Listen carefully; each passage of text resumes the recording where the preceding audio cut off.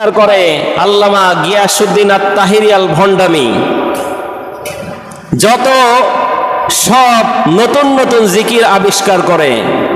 এই জন্য আমি সামনে একটু নাম জড়িয়ে দিয়েছি ভন্ডামি, কারণ আল্লাহর জিকির বাদ দিয়ে অন্য কোনো জিকির করা এটা সম্পূর্ণ ভন্ডামি। কথা বলেন ঠিক না বেঠিক? ইসলামে আল্লাহ পাক রব্বুল আলামিন জিকিরের বিধান দিয়েছেন, জিকিরের শব্দ দিয়েছেন চারটা। কয়টা? সুবহানাল্লাহ, আলহামদুলিল্লাহ, আল্লাহু আকবার, লা ইলাহা ইল্লাল্লাহ। এই চারটে হচ্ছে জিকির। আপনি হাদিসের ভিতরে যান, এই চারটির বেশি আর কোনো জিকির পাবেন না। আর অন্য যেগুলো আছে সেগুলো আপনি দোয়া দরুদ হিসেবে পাবেন, সেগুলো অন্য অন্য দোয়া দরুদ, কিন্তু জিকিরের শব্দ এই চারটা। এর বাইরে যদি কোনো ইয়ালি বাবা, শালি বাবা, অন্য কোনো বাবার নামে যদি কেউ জিকির করে, ওটা আল্লাহর জিকির না, ওটা হচ্ছে দরবারের ভণ্ডামি করার জিকির। ঠিক না বেঠিক? এই জন্য আমরা কি ওই জিকির করব না আল্লাহর জিকির করব? এই জন্য বেশি বেশি করে আমরা এই 10 দিনে সুবহানাল্লাহ, আলহামদুলিল্লাহ, আল্লাহু আকবার, লা ইলাহা ইল্লাল্লাহ জিকির করার জন্য চেষ্টা করব। কোন 10 দিন? আজকে হচ্ছে জিলকদ মাসের 30 তারিখ, অর্থাৎ জিলহজ মাসের 1 তারিখ পড়বে আগামীকাল থেকে। কবে থেকে? আগামীকাল থেকে নিয়ে শুরু করে কোরবানির দিনের আগ পর্যন্ত, কোরবানির দিন পর্যন্ত, কোরবানি দেওয়ার আগ পর্যন্ত আমরা এই জিকির বেশি বেশি করে করার জন্য চেষ্টা করব। আল্লাহ তাআলা অন্য জায়গায় বলেছেন, ইয়া আইয়ুহাল্লাযীনা আমানু যিকুরুল্লাহা যিকরান কাসীরা ওয়াসাব্বিহুহু বুকরাতাও ওয়া আসীলা। ওহে যারা ঈমানের দাবি করো, ঈমান এনেছো, তোমাদেরকে বলি তোমরা সকাল এবং সন্ধ্যায় আল্লাহ তাআলার জিকির অধিক পরিমাণে করো, বেশি পরিমাণে করো। এখানে তাফসিরে মুফাসসিরগণ বলেছেন, সকাল আর সন্ধ্যা বলতে সকাল থেকে সন্ধ্যা, সন্ধ্যা থেকে সকাল আল্লাহর বিধিবিধান মেনে নেওয়াটাই একটা জিকির। আল্লাহু আকবার। অর্থাৎ আল্লাহর বিধান সমস্ত জায়গায় মেনে নেওয়া, আদেশ আর নিষেধ মেনে নেওয়া, এটাও একটা জিকির। এই জন্য আমরা এই জিকিরগুলো করার জন্য চেষ্টা করব। এই মাসের এই 10 দিনের 2 নম্বর স্পেশাল বিশেষ আমল হচ্ছে বেশি বেশি করে নেক আমল করা। কি করা? বেশি বেশি করে নেক আমল করা। যারা টোটালি শুক্রবারের যে মুসল্লি যারা আছে, আমরা তাদেরকেও বলতে চাই যে যারা 5 ওয়াক্ত আছেন তো আছেন, আর যারা শুকুর আলী মুসল্লি যারা শুক্রবারে নামাজ আদায় করি, বিভিন্ন ব্যস্ততা আমাদের বেশি, তো আমাদের মেলা কাজকর্ম, অনেক কাজকর্ম, আমরা শুক্রবারে শুধু নামাজ পড়ি। শুক্রবারে মনে হয় আমাদের জন্য নামাজ ফরজ, আর বাকি দিন নামাজ ফরজ না। তাদেরকে বলছি আমি যে এই 10টা দিন 5 ওয়াক্ত নামাজ তো পড়বেনই, সাথে সাথে আরো একটু নফল নামাজ আদায় করার জন্য চেষ্টা করবেন। আর যারা 5 ওয়াক্ত মুসল্লি, তাদেরকেও বলতে চাই, তারাও, আপনারা এতদিন ফরজ পড়তেন, সুন্নাত পড়তেন, বেতের পড়তেন, কিন্তু নফল পড়তেন না। এই 10 দিনে অন্তত 2 রাকাত করে বেশি বেশি করে নফল নামাজ আদায় করার জন্য চেষ্টা করতে হবে। ভালো ভালো কাজ করার জন্য চেষ্টা করতে হবে। অন্যায় কাজগুলো আস্তে আস্তে করে ছেড়ে দিতে হবে। অর্থাৎ বেশি বেশি করে নেক আমল করতে হবে।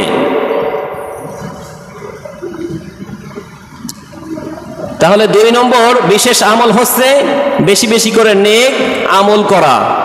আপনি কোরআন তেলাওয়াত যতটুকু করতেন তার চাইতে আর একটু বেশি করেন। জিকির আজকার যতটুকু করতেন তার থেকে আর একটু বেশি করেন। নাম্বার 3 নম্বর এই 10 দিনের বিশেষ আমল হচ্ছে গুনাহসমূহ থেকে বেঁচে থাকার জন্য চেষ্টা করতে হবে।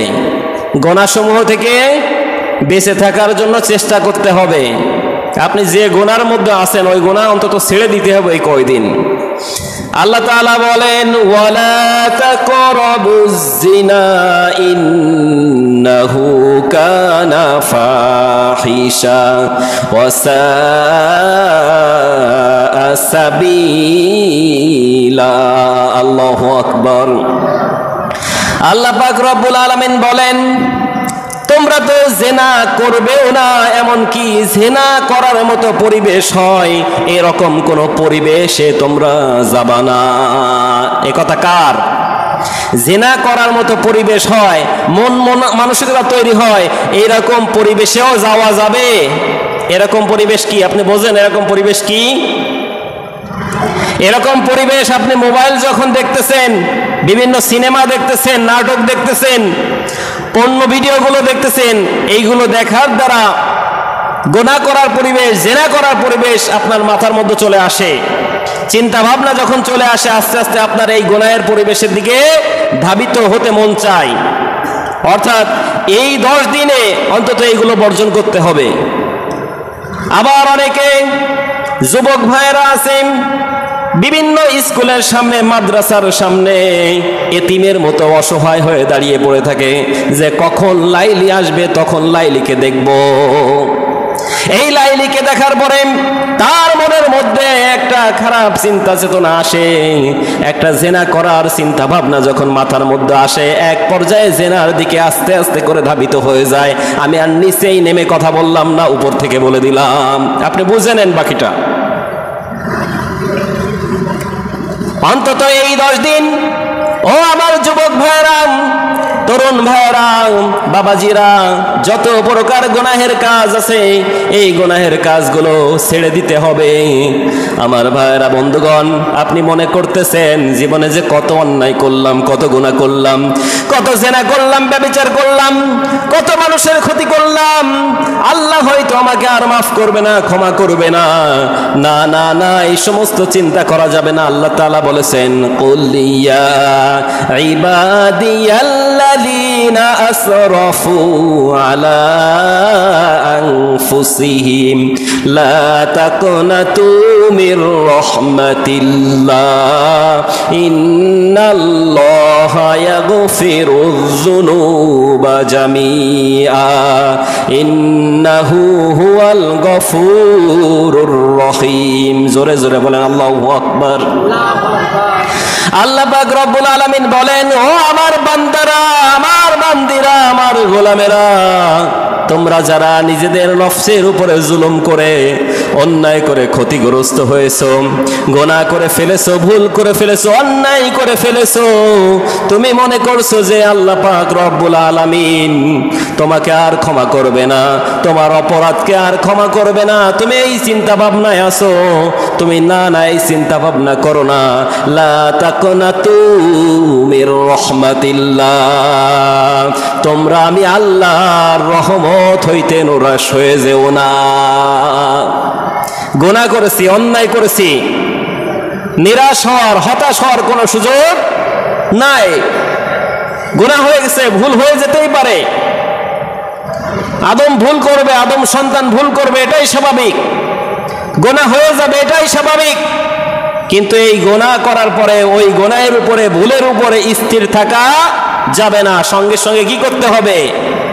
তওবা করতে হবে। আল্লাহ পাক রব্বুল আলামিন অন্য আয়াতে বলেন, ইয়া আইয়ুহাল্লাযীনা আমানু তুবু ইলাল্লাহ তাওবাতান নাসুহা। আল্লাহ পাক রব্বুল আলামিন এই আয়াতের মধ্যে বলেন, ওহে যারা ঈমান এনেছো, যারা ঈমানের দাবি করো, আমি তোমাদেরকে বলছি তোমরা আমি আল্লাহ তাআলার কাছে একনিষ্ঠভাবে তওবা করো। অর্থাৎ যে অন্যায় কাজটা তুমি করে ফেলেছো এর জন্য ক্ষমা প্রার্থনা করো। আর একনিষ্ঠ তওবা মানে হলো ওই কাজটা, অন্যায় কাজটা পরবর্তীতে আর রিপিট না। আমার ভাইরা, বন্ধুগণ, তাহলে তাওবা করতে হবে। আল্লাহ তাআলা বলেছেন তাওবা করলে ইন্নাল্লাহা ইয়াগফিরুয যুনুবা জামিআ, অবশ্যই আমি তোমাদের সমস্ত অপরাধগুলোকে ক্ষমা করব, কারণ ইন্নাহু হুয়াল গফুরুর রহিম, আমি গফুর এবং রহিম, আমি ক্ষমাশীল এবং দয়ালু। আমার ভাইরা, বন্ধুগণ, তাহলে তওবা কখন করতে হবে সেই সিস্টেমও দিয়েছে আর শর্তও দিয়েছে আল্লাহ পাক রব্বুল আলামিন। আল্লাহ পাক রব্বুল আলামিন দুইটা কন্ডিশন দিয়েছেন। এক নম্বর আল্লাহ তাআলা বলেন, ওয়া আনিবু ইলা রাব্বিকুম ওয়া আসলিমু লাহু মিন ক্বাবল। আল্লাহ তাআলা বলেন দুইটা কন্ডিশন মানা লাগবে, দুইটা শর্ত মানা লাগবে, আর একটা সময় মেনটেন করা লাগবে। দুইটা কন্ডিশন আর একটা সময় যদি মেনটেন করতে পারো, তাহলে অবশ্যই অবশ্যই আমি আল্লাহ পাক রব্বুল আলামিন তোমাদের সমস্ত গুনাহকে মাফ করে দেব। সুবহানাল্লাহ। আল্লাহ তাআলা বলেন ওয়া আনিবু ইলা রাব্বিকুম, এক নম্বরে রবের দিকে ফিরে আসতে হবে। কার দিকে ফিরে আসা লাগবে? রবের দিকে ফিরে আসা লাগবে। এতদিন আপনি যে মত পথে আছেন, ওই সমস্ত মত পথ ছেড়ে দিয়ে একমাত্র আল্লাহর দিকে ফিরে আসা লাগবে।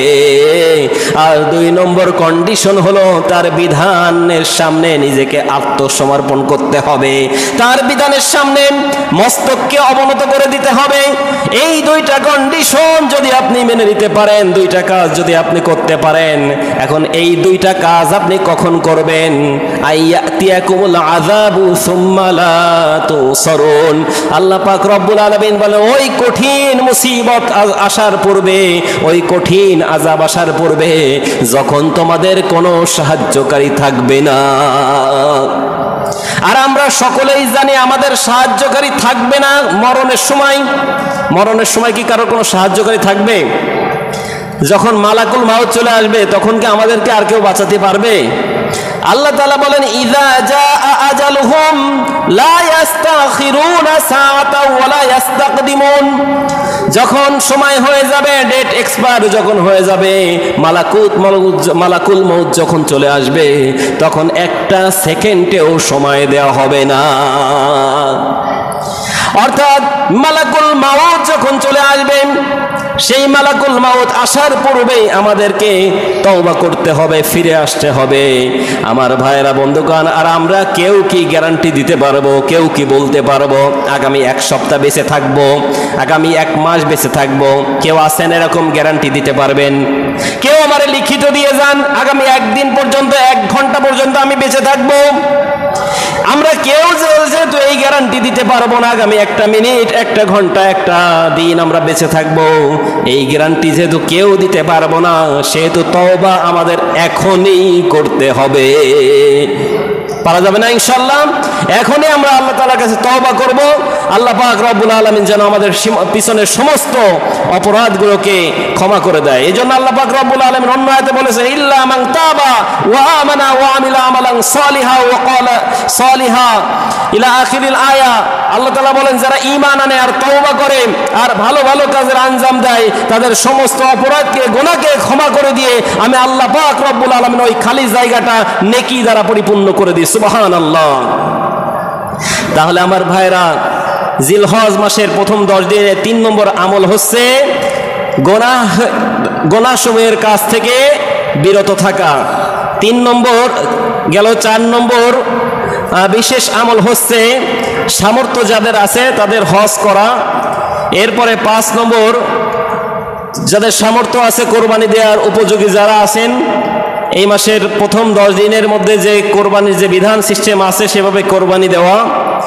এরপরে 6 নম্বর আমল হলো কোরবানির নিয়ত যারা করেছেন তারা জিলহজ মাসের প্রথম দিন থেকে নিয়ে একেবারে কোরবানি দেওয়ার আগ পর্যন্ত তাদের মাথার চুল, দাড়ি, গোঁফ এবং নখ কাটা থেকে বিরত থাকতে হবে।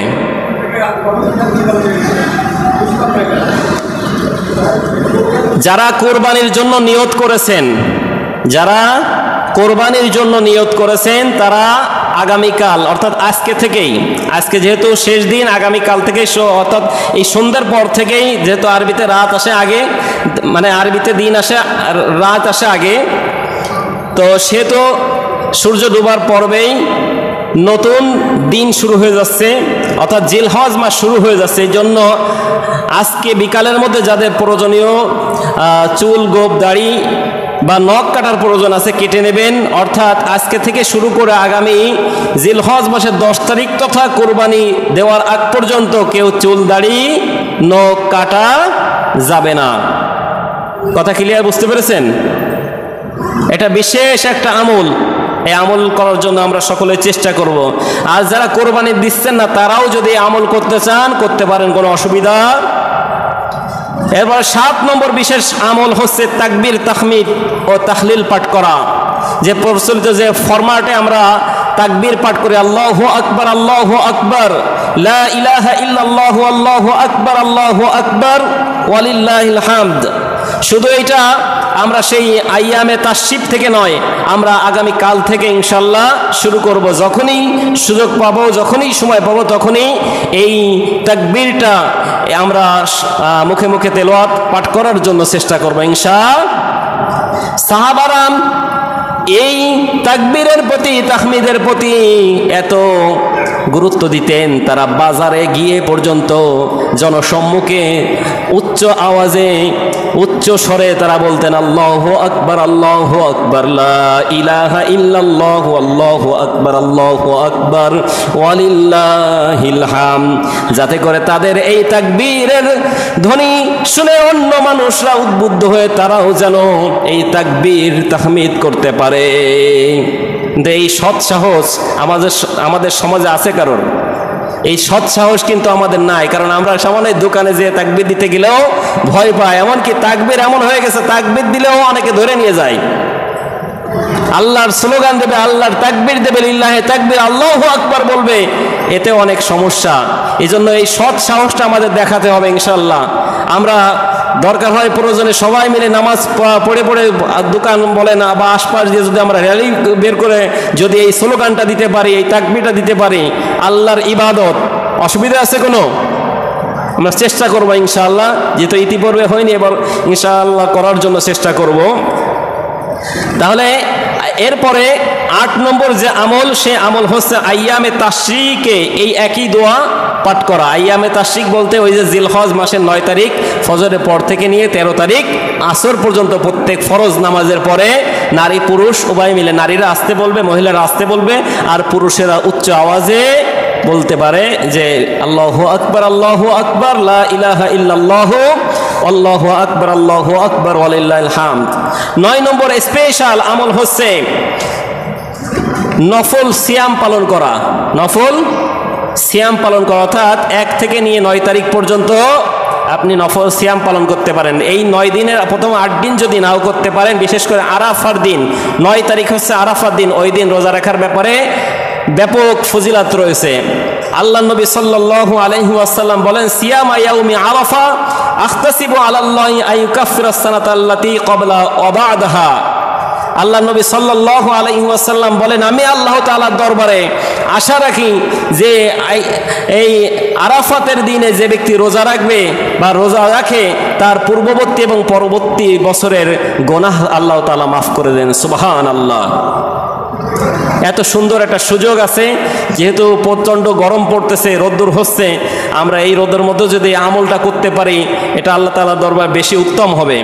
আর 10 নম্বর বিশেষ যে আমলটা, সে আমলটা হচ্ছে ঈদের দিন ঈদের নামাজ আদায় করা। অনেক ভাইরা ঈদের নামাজ পর্যন্ত বছরে তো পড়েই না, 5 ওয়াক্ত তো পড়েই না, জুম্মার দিন পড়ে না, এমনকি ঈদের দিনও পড়ে না। আমি সকলকে আহ্বান জানাবো, অন্তত ঈদের নামাজ আমরা পড়ার জন্য চেষ্টা করবো ইনশাআল্লাহ। সেই সাথে সাথে 5 ওয়াক্ত এবং জুম্মাও পড়ার জন্য চেষ্টা করব। আল্লাহ তাআলা আমাদের সকলকে তৌফিক দান করুন, আমিন।